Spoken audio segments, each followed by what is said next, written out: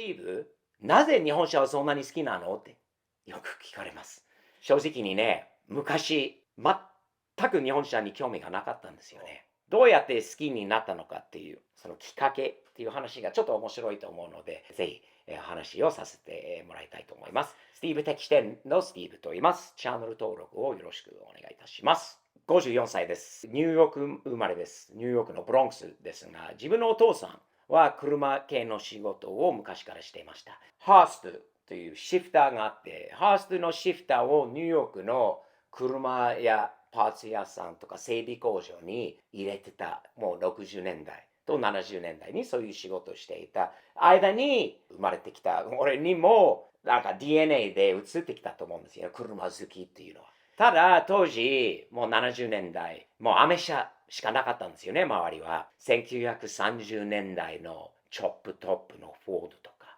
シュブレイとか、40年代のピックアップトラック、50年代になったらベレアとか、インパラとか、キャドラックとか、もうアメ車のブランドしかなかった。自分の親父もアメ車にしか興味がなくて、自分も若い時にアメ車しかなかった。というふうにこう育ててきて、でも70年代の後半あたりから、もういろいろ変わってきたんですよね、アメリカ国内で。オイルショックがあったんですよね。燃料がものすごく高くなって、その時に燃料大食いのアメ車が燃料を入れると毎回は高いなっていう時期だったんですよね。その時に日本から、遠くにある日本からチビの車、ちっちゃい車、燃費のいい車、走りやすい車、安い車、コスト的にも。このアメリカに入ってきて、その車は少しずつ売られるようになってきたんですよね。車好きのアメリカ人から見ると、アメ車好きのアメリカ人から見ると、あんまり好きじゃなかったんですよね。日本車を認めない、安くさい、なんだこのちっちゃい車、パワーのない車はなんだ。正直に自分も興味がなかったんですよね。好きじゃなかった。ただ周りの家族、学校に行く時も乗せてくれた友達の親が、ホンダシビック、トヨタのチビの、いろいろあったんですよね。ちっちゃい車当時の70年代に。乗せられたことがあって、パワーないな、面白くないなって思ってたんですよね。で、70年代から80年代になって、さらに日本車の凄さ、日本車の台数、日本車はどんどんアメリカで認められるようになってきた中では、まだアメ車のスティーブはまだ認めてなかったんですよね。まだ80年代、正直90年代、大学生になるまで90年代までは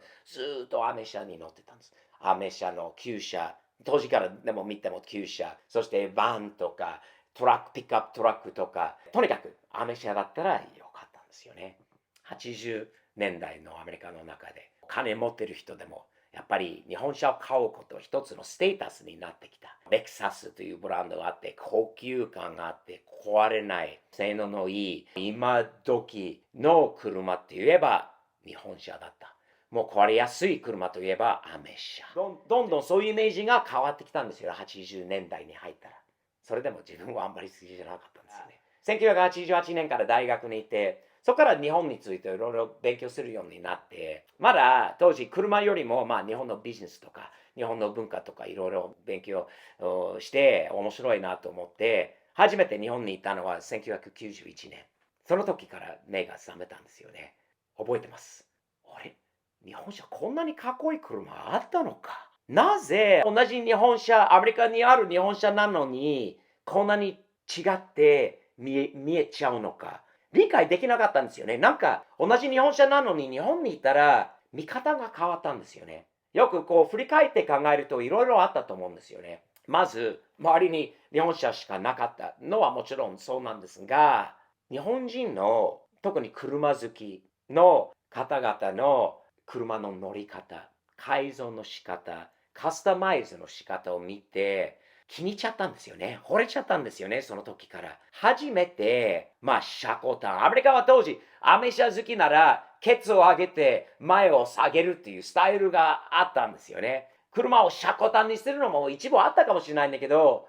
自分の周りはそうでもなくて、日本にいたら、ドノーマルでアメリカで走っている日本車が、ちょっと車高としてホイールを変えて、スモークを貼ったり、あれすると、かっこよく見えてくるんだなと思ったんですよね。靴を脱いで車に乗るっていうのはまずアメリカにはなかったんですよね。車の中の匂い、車の外からのそのアンテナとか、アクセサリーとか、アメリカになかったようなアクセサリーいっぱいあって、見て、イエローハットさん、オートバックスさん、家の近くにあったところにたまに覗きに行ったりしていたら、どんどん日本車に惚れちゃったんですよね。やっぱり最初は目に入ったのはスカイラインですよね。日産スカイラインになぜこういう日本のスポーツカー素晴らしいものがないのかって本当はびっくりしたんですよね。スカイラインもそうだったし、当時のスープラとかスポーツ系の車もアメリカにあったかもしれないね、一部はね。でも目が向いてなかったんですよね。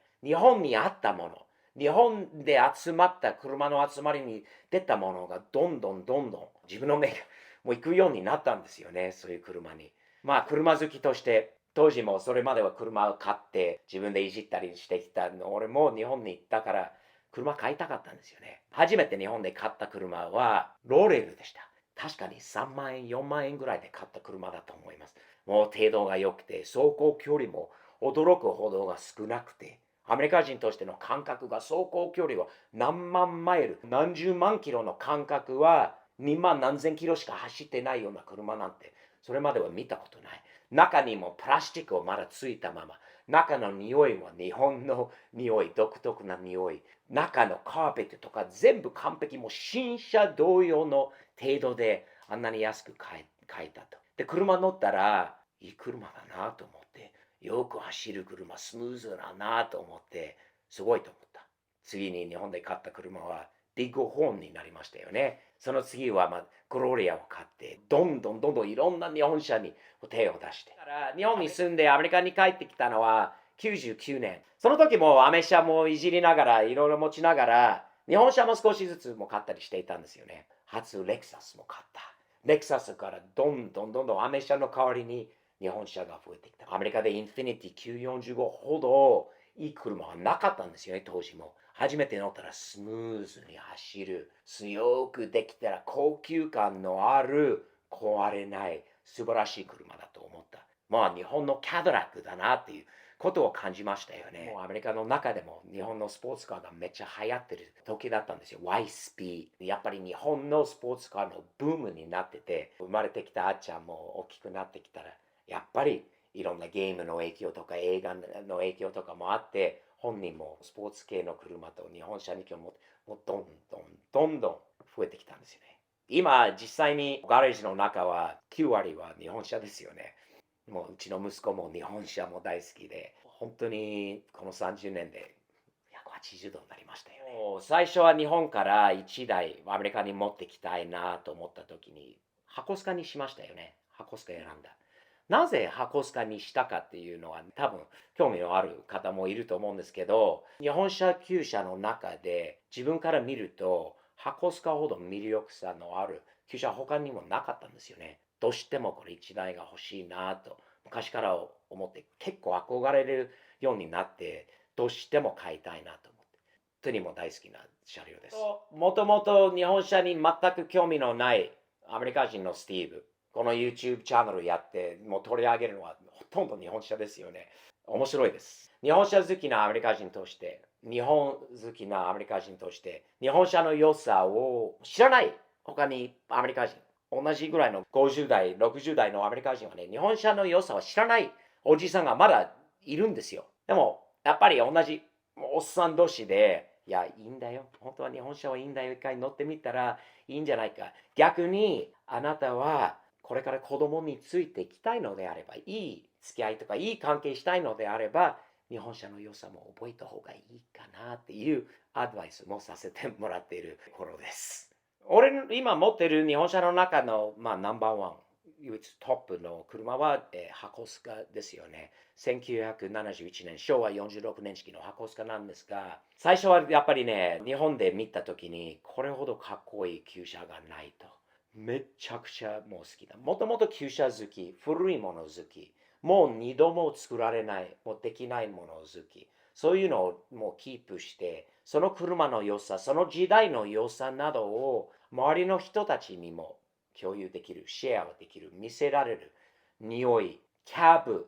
レーターという車もない。ないんだけど、この車たちももう消えない。ずっとあると思う。今の若い人たちにも、この時代の日本車の良さも分かってもらえれば、ずっと何十年、もう我々、おっさんたちもいない時でも大事にされるようになればいいかなと思って、やっぱり旧車を大事にしたい。箱スカといえば、旧車といえば、こういうグッズありますよ。スティーブ的視点の Amazon と StevePOV.jp のウェブサイトがあります。サムズアップ。やっぱりね、同